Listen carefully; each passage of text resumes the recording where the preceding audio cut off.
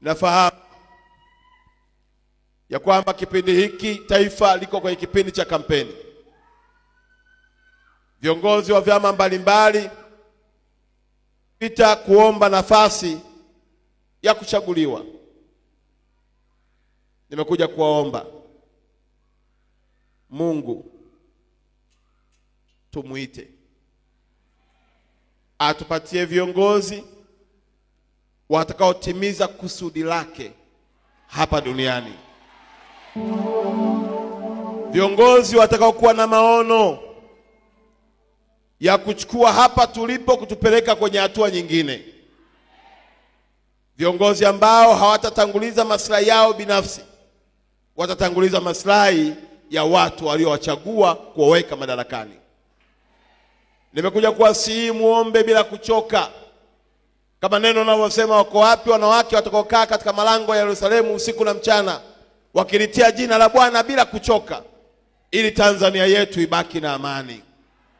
Hivi tulivyo hapa, tumekutana watu wa makabila mbalimbali, watu wenye vipato tofauti, watu wenye elimu tofauti, lakini tumekaa kwa upendo na kwa umoja.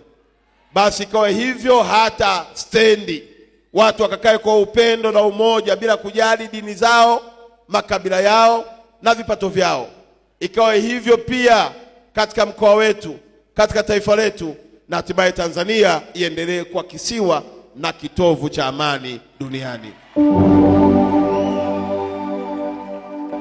Nimekuja kuwasihi msichoke kuomba. Hata kama kwenye akili za kibinadamu tunahisi Mungu amechelewa, lakini tukae magotini.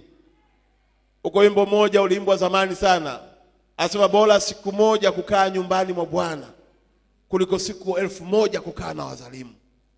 Tuendelee kukaa magotini kwa Bwana. Tuendelee kuliita jina la Bwana.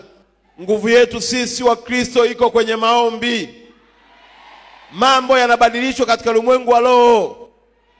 Ukiona huku kwenye ulimwengu wa mwili mambo yamekuwa magumu, jua yalianzia rohoni. Tuendelee kubaki kwenye maombi ili Mungu atupatie watu wema, watu sahihi, watakaoifanya kazi yao kwa uaminifu, wakiamini ya kwamba Mungu anaona. Ninashukuru sana, ningetamani sana kusema mengi, lakini ninayo furaha kuona watoto wa Mungu wenye nyuso zilizopendeza wakiwa wanautafuta uso wa Bwana.